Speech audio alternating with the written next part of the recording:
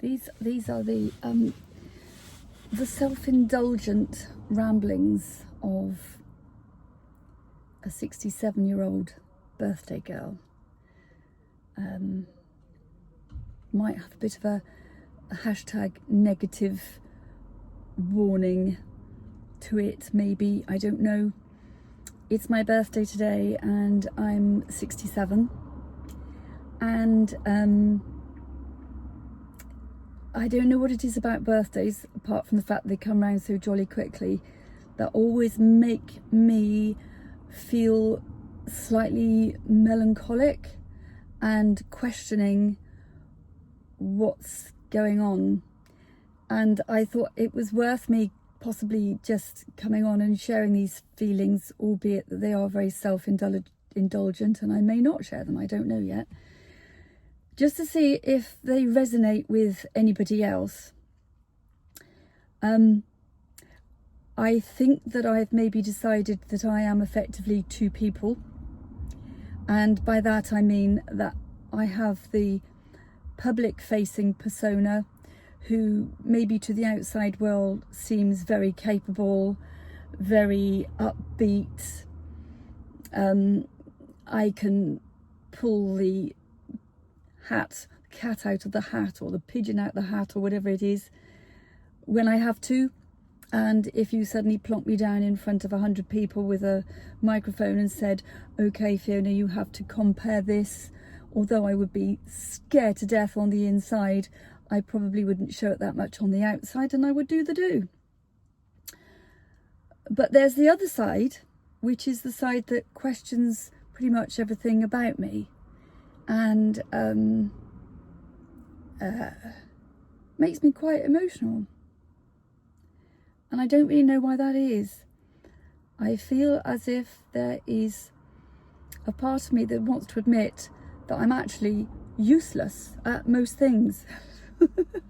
And people probably wouldn't believe that, but it's pretty much how I feel. And I suppose it's because of social media these days. You look and you see how everybody else appears to be doing. You know, their children are all going through graduation stages and they have videos taken on their kitchen island that seems enormous, and an immaculate garden, and 2 or 3 beautiful holidays a year. And their lives seem to have purpose. And I feel as if my life really doesn't have purpose. And that is because I didn't have children. I was never in the right relationship at the right time. I was never desperate to have children. So I missed out on that God-given purpose. And I have worked all my life, but have I been particularly clever about it so that I'm at an age where I'd like to retire? And is there any money behind me to do that? Nope. So that makes me wonder how much longer I will have to work for. Probably right up until my coffin arrives. Maybe I'll have 20 minutes spare that I can nip in, have a quick shower and put on a clean nightie, and then be saying, okay, open the lid, I'm jumping in, I'm ready now. So I question what my purpose is. And I think coming up to birthdays, I always get very weepy, and I can't explain it. I don't think I'm a naturally depressed person, but my father died 36 years ago, 2 days before my birthday. And it's 36 years ago, and I don't normally think about it. A lot of water's passed under the bridge and I don't usually think about it. But yesterday particularly, he was in my thoughts. And I've lived longer without him than I've lived with him. And I miss him. And my sister gave me a lovely card, a Moonpig card that she'd done. A picture of my father helming a beautiful yacht. He was a master mariner. And I'm sitting there in the cockpit with him. And he looks so well. And he looks so strong. And he was very creative.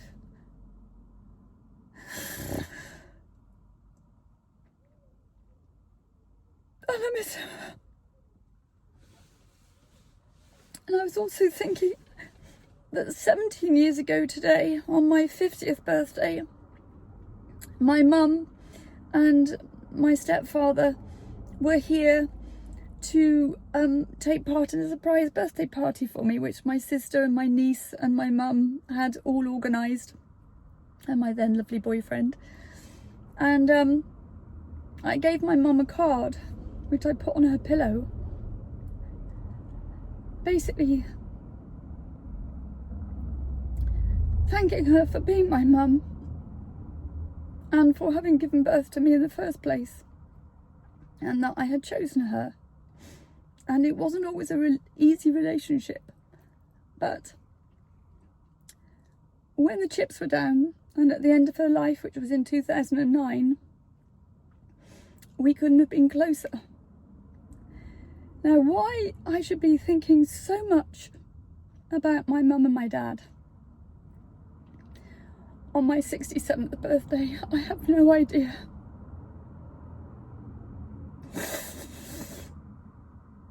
But maybe it's because I feel I could do with them at the moment. It's been a tough year, and this birthday is very different from my birthday last year. And a lot has happened. And, you know, you strap on your big girl knickers and you're brave and you do what you have to do. But I feel as if, as each year goes past, you get smaller and smaller, and I don't feel like I want to engage with the world in the same way that perhaps I would have done without even thinking about it previously. And now, stupid things like even trying to park, you have to download the bloody app. I don't want to download an app. I don't want to have to engage the whole time with my phone just to make an appointment to go and see the dentist, or to make a reservation for a meal, or to park the bloody car.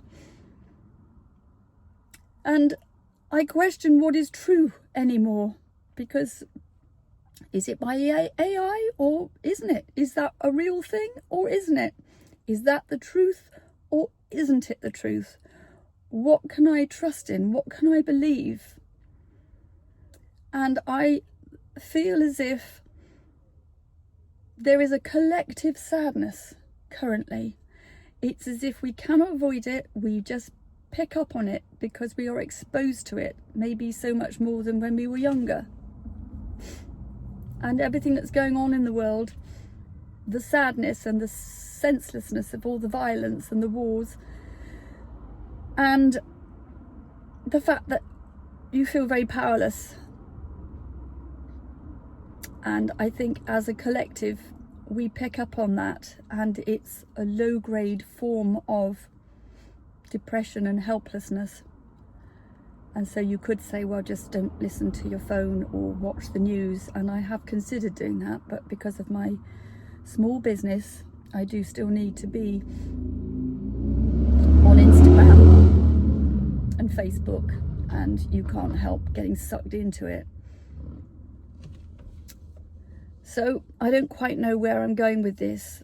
It's just that if I was being really real, I would have stayed in today and not gone out, really not seen anybody, not done anything. My darling sister kind of said, well, that's not very it's not very birthday-like of you, and if you don't come out to play with me today, well, I won't see you on my birthday next year. So I went to doggy daycare with her and watched Paddy, her lovely Jack Russell, who I adore, playing with the other dogs, and it was fun and it was nice. And then we went to a farm shop at Tortworth and she treated me to lunch, and it was lovely. And then she gave me some presents and this beautiful moon pig card, and I could see the thought that had gone into it. And then I feel like such a failure, big fat failure, because I didn't do anything for her birthday. It's been a very lean time financially, and I knew she'd be cross with me if I bought her anything, but then I wouldn't know what to buy her. This is another thing. People always seem to be so adequate, and I always feel so inadequate. And I'm always so bowled over by the simple things, but the love and the thought and the effort that other people appear to be able to make. I feel like I fall way short of that mark, way short of it. So this is a really indulgent wallow. This is a, well, why don't you just beat yourself up, Fiona, because you're totally rubbish. And I know I'm not. And trust me when I say I'm extremely grateful for my lot. I have a roof over my head. I have the most wonderful friends. I mean, just the most wonderful friends and acquaintances. And I have a blessed and charmed life. And that makes me feel guilty too, because with all those things that I have, and I know how lucky I am, how can I still be feeling like this? How can I? And I'm sure that if my mum was here, she'd say, well, you're just disconnected from source. And I never really knew exactly what that meant, but I sort of think I'm getting it. And I need to possibly just withdraw, take myself off, give myself that opportunity to just really be. And if I feel like howling, just howl. And go and walk in the woods and hug a few trees or something. And I do know that I go through these cycles and I do come out of them again. Sometimes I know I'm quiet, and I might be quiet for 3 or 4 weeks, possibly even a couple of months, where I am definitely withdrawn and quiet. I observe more. I have no energy. I can't even speak properly. I can tell it in my voice. And then for whatever reason, it comes back and I pick up and I get my va-va-voom back and I carry on pushing the cause forward and return to my happier state. So maybe I'm just allergic to birthdays, and I haven't had a birthday where I've wanted to just be completely anonymous quite as much as this one. But I'm grateful to my sister. She made me go out this morning, and I feel the love. I've had so many cards and so many messages. I feel overwhelmed. I don't feel worthy of the amount of inpouring that I've received and I'm on the end of. And it shouldn't make me feel bad, should it? But it sort of does. It's like, how can I ever repay everybody? Anyway, I know it's not about repaying people. And I think that people who do know me know my massive capacity for love and sending out kind vibes to everybody. And this stupid tearfulness will go.